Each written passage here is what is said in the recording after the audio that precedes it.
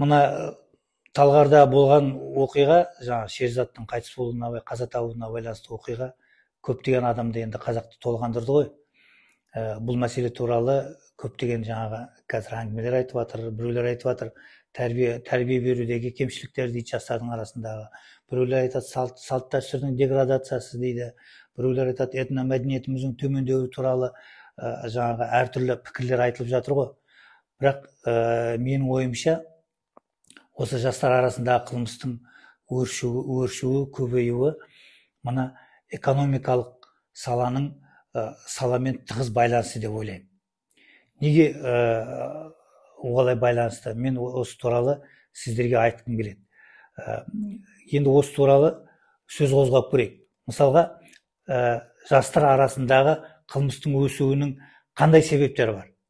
Бірінші себебі, ол әсіресе ауыл жастарының арасындағы жұмыссыздық. Жастардың арасындағы жұмыссыздық. Мысалға, ресми ақпарат бойынша Қазақстанда 5.367.000 адам жас бар екен, жастар бар екен. Бұл халқымыздың 27%, Сол жастарымыздың 375.690 адамы жұмыссыз екен. Көрдіңіздер ме? Яғни 375.690 адам жұмыссыз жүр деген сөз. Яғни ақш ғалымдарының зерттеуі бойынша, олар арнайы зерттеу жүргізген осы мәселеге, жұмыссыздық мәселесіне бойынша. Сонда жаңағы адамның төмен экономикалық статусы, яғни жұмыссыздығы, қаржы таба алмауы, криминалдық қылмыстың өсуіне алып келеді екен. Яғни жұмыссыздықтың өсуі криминалдық қылмыстың өсуімен тікелей байланысты екен.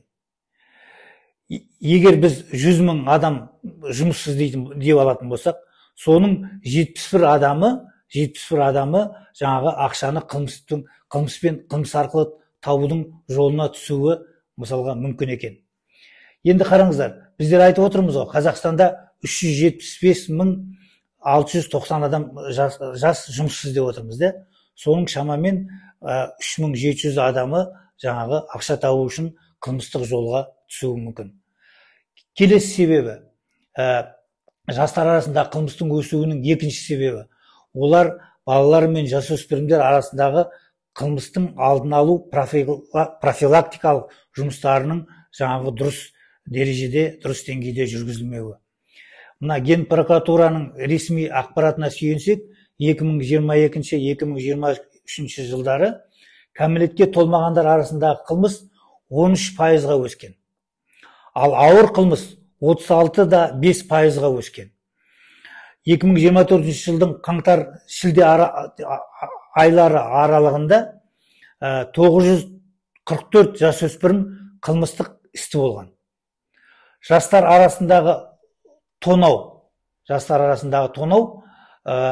13%-ке, ұрлық, жастар арасындағы ұрлық 8,6%-ке, тәртіпсіздік 32%-ке, алаяқтық, жаңа мошенничество дейміз ғой енді, 47%-ке, біреудің денесіне зақым келтіру 51%-ке, жиелеп адам өлтіру 4 есе өскен, қыздарды зорлау 2 есе өскен, мал ұрлау 90%-ға өскен жастардың арасындағы қылмыс. Көрдіңіздер ме?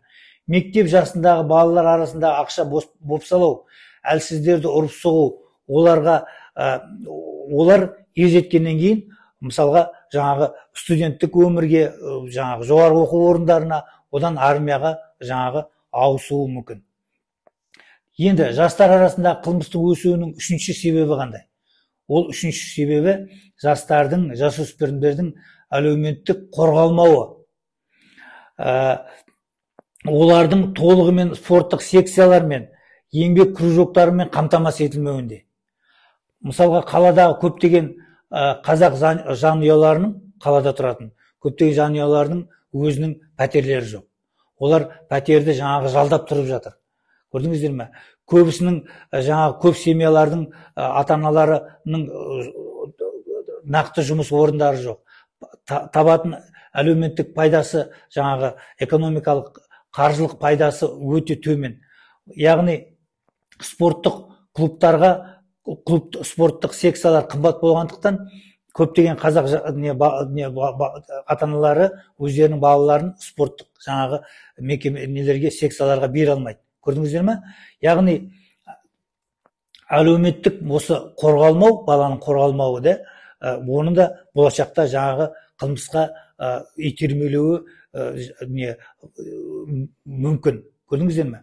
Енді осыған байланысты қазақ жастарының арасында суицид мәселесі де өсіп бара жатыр. Үлкен проблема болып бара жатыр. Мысалы, халықаралық ВОЗ ұйымының ақпараты бойынша 2000 жылдан бері, мысалға 10 жыл бойы Қазақстанда суицидтің жаңағы көптігі жағынан бірінші 10 мемлекеттің арасына қосылып келгенбіз. Көрдіңіздер ме? 2014 жылы мысалға 189, 2013 жылы 250, 2015 жылы 86 жасөспірім жаңағы өзіне өзі қол жұмсаған. Көрдіңіздер ме? 2023 жылы мысалға жастар арасындағы суицид 30%-ға өскен. Мысалға былтыр мысалға да бір жылдың 10 айында мысалға 169 жасөспірім жаңағы өзіне өзі қол жұмсаған. Көрдіңіздер ме? Яғни Қазақстандағы балалар қорғау комитетінің жаңағы ақпараты бойынша жасөспірімдерді суицидке не итермелейді деген факторларды, қандай факторлар итермелейді деп сұрақ қойған кезде мынандай факторларды ашқан екен. Мектепте ұрып соғу, ақша бопсалау, бұл бірінші фактор да. Екінші фактор өмірге деген қызығушылықты жоғалту. Үшінші фактор әлеуметтік тәртіп нормаларының төмендеуі. Төртінші фактор ата-ана жағынан сүйіспеншіліктің болмауы. Бесінші фактор ересектердің қысымы мен зорлық-зомбылығы болуы мүмкін екен. Енді жастар арасындағы қылмыстың өсуінің төртінші себебі қандай? Ол мына бөбектерге арналған балабақшалардың, детский сад дейміз ғой да, балабақшалардың, сосын мектеп оқушыларға мектептегі орындардың жетіспеуі, яғни білім беру сапасының төмендеуі. Осы себептер болуы мүмкін.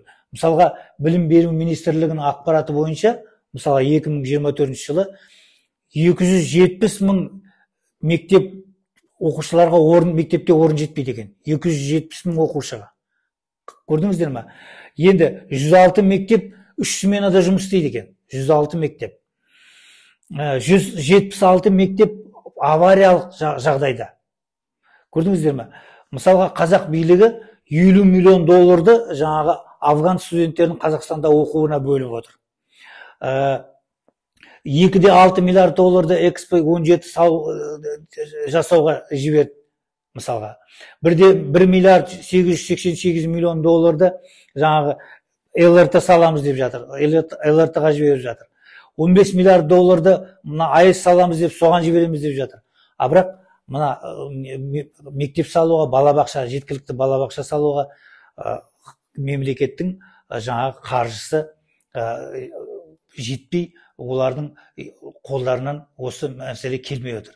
Енді мектепте 3 сменада оқу балалардың білім саласына, білім сапасының төмендеуіне әкеліп соқтырады. Ал білім сапасының төмендеуіне әкеліп соқтырады.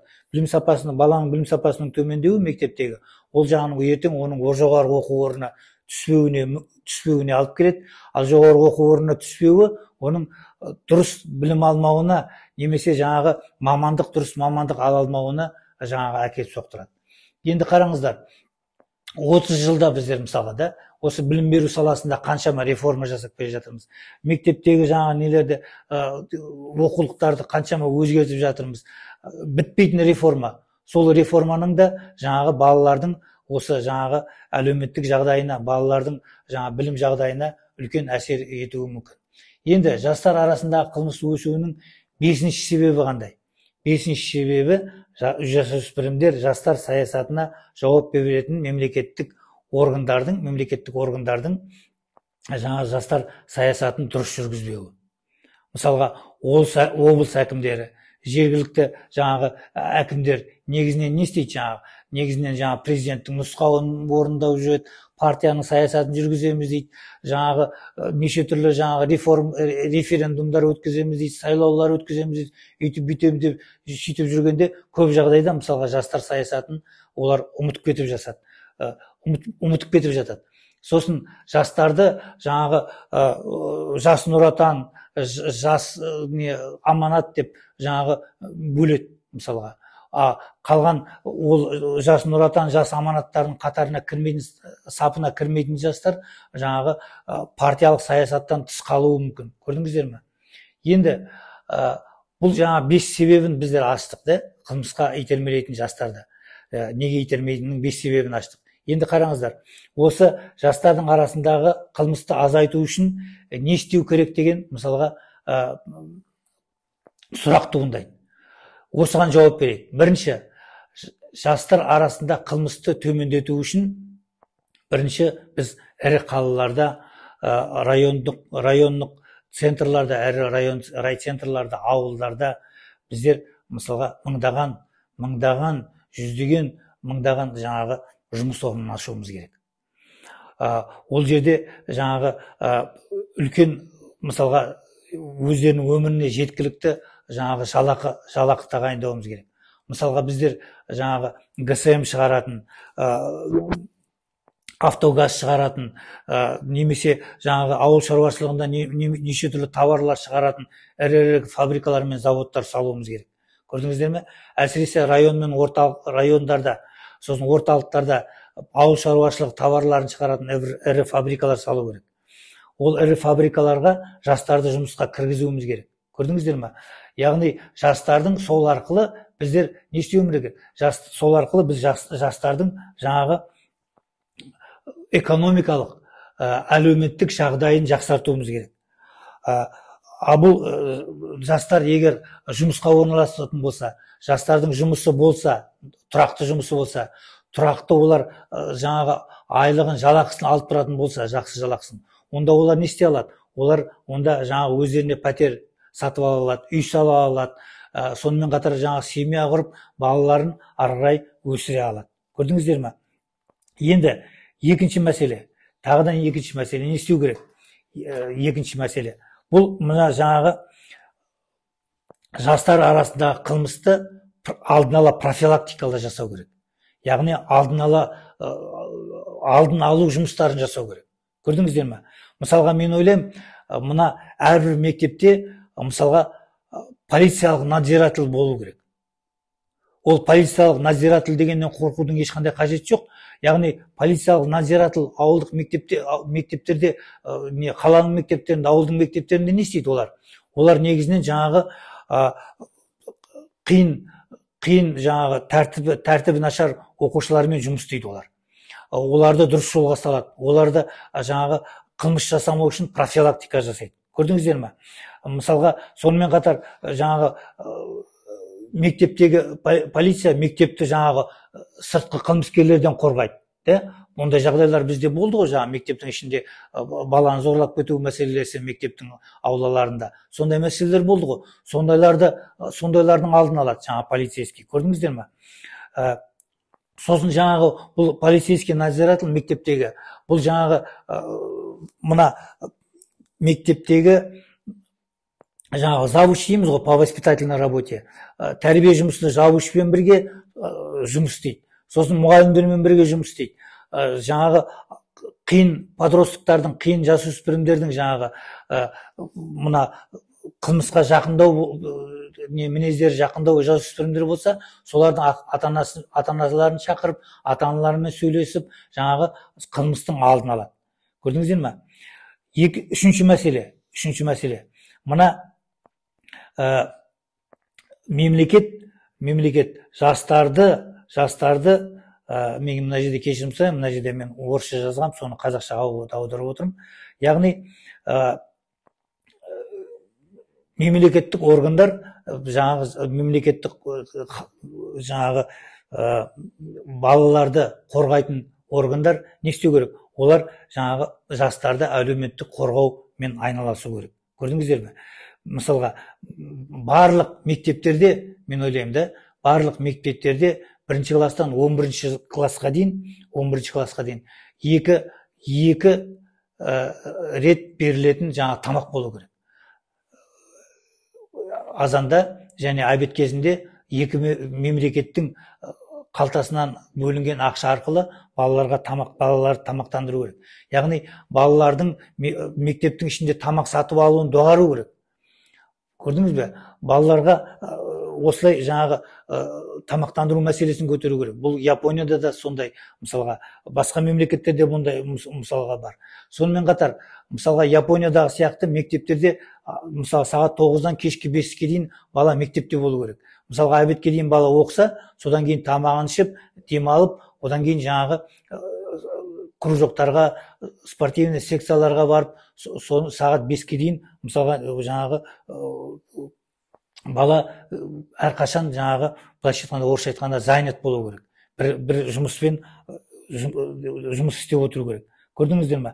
Енді ірі райондық центрларда, ірі ауылдарда мына комфортабелдік мектептер салу керек. Көрдіңіздер ме? Мектеп-интернаттар салуға болады. Мектеп-интернаттарды салып, сол мектеп-интернаттарда жаңағы әлеуметтік жағдайы нашар семьялардың, немесе көп балалар семьяның балаларын осы мектептерге тартып, сол мектептерде жаңағы жақсы білім беру керек.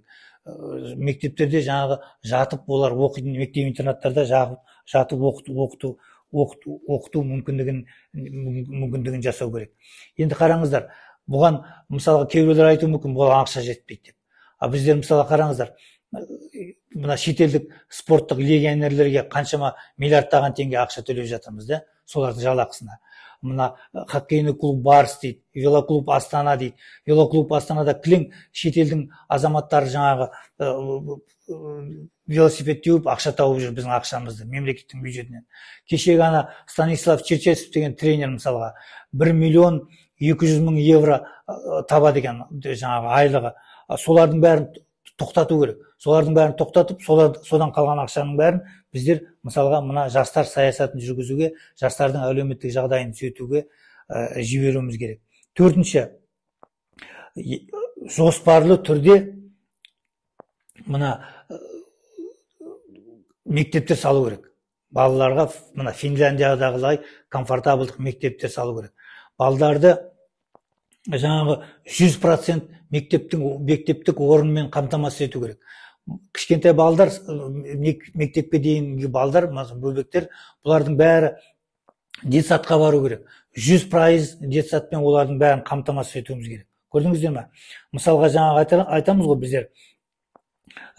Сосын мына спорттық объектілер салу керек. Мемлекеттік спорттық объектілер. Мемлекеттік спорттық объектілерді балаларға жаңағы ақысыз, былайша айтқанда бесплатно жіберу керек. Балдарға бесплатно беру керек. Яғни әлеуметтік жағдайы нашар балалардың бәрі түгел сол секцияларға жазу керек. Көрдіңіздер ме? Яғни спорт пен білім баланы не істейді? Баланы дұрыс жолға қояды.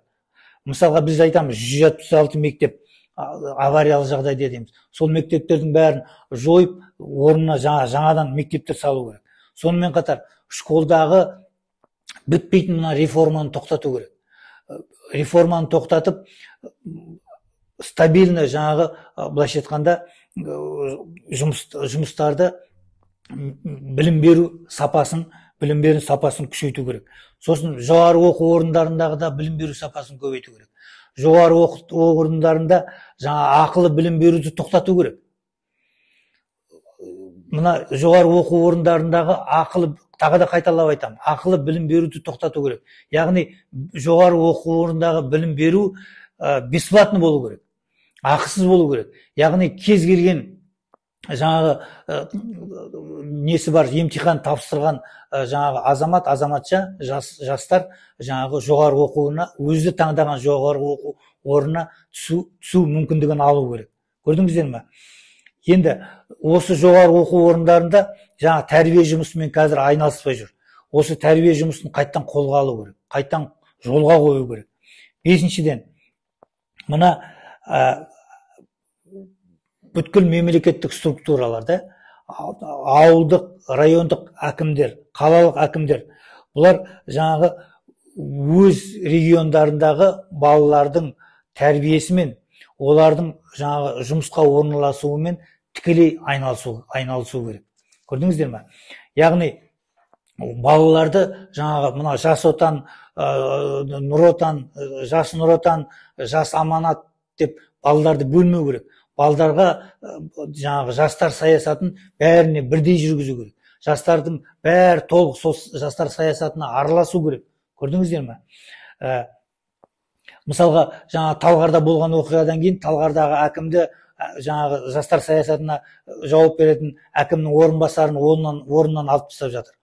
Бұл әрине дұрыс, алып тастау керек, бірақ бұл мәселені шешпейді. Бұл мәселені біз мемлекет системна шешу керек. Мемлекет бұл мәселеге тікелей жолдастар араласу керек. Көрдіңіздер ме? Яғни, былайша айтқанда, жаңағы осы жастар семьяларға жаңағы жұмыс орнын ашуымен қатар, оларға жаңағы дұрыс квартира ала алатындай жылына 2% пайызбен жаңағы без первоначального взноса дейміз ғой, осындай жаңағы кредиттер беруге мүмкіндік беру керек. Жастар жаңағы үйленген бойда жастарға үй беру керек. Көп балалы жастарға тіпті үйді тегін беру керек жолдастар. Көрдіңіздер ме? Бұл неге алып келеді? Бұл жастардың жаңағы өзінің баспанасы болуына, яғни семья жағдайының былай стабильны болуына, тұрақты болуына әкеліп соқтырады. Енді мен өзімнің осы әңгімемді аяқтай келіп айтайын дегенім, біз мысалға біздің мемлекетіміз болып, халқымыз болып, қазақ халқы болып, әрине біз жаңағы осы тәрбие жұмысымен айналысуымыз керек. Егер көшеде, менің ойымша, көшеде жаңағыдай сондай келеңсіз жағдайлар болып жатса, жастар мысалға төбелесіп жатса, тағы бірде жағдайлар болса, жасөспірімдер темекі тартып тұрса, біз барып айтуымыз керек, бұлай болмайды, бұлай істеуге болмайды деп.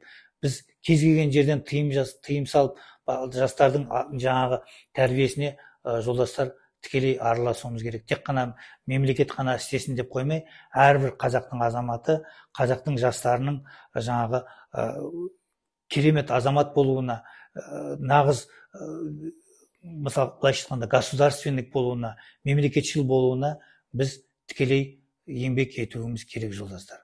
Тыңдағандарыңызға көп рахмет. Сау болыңыздар.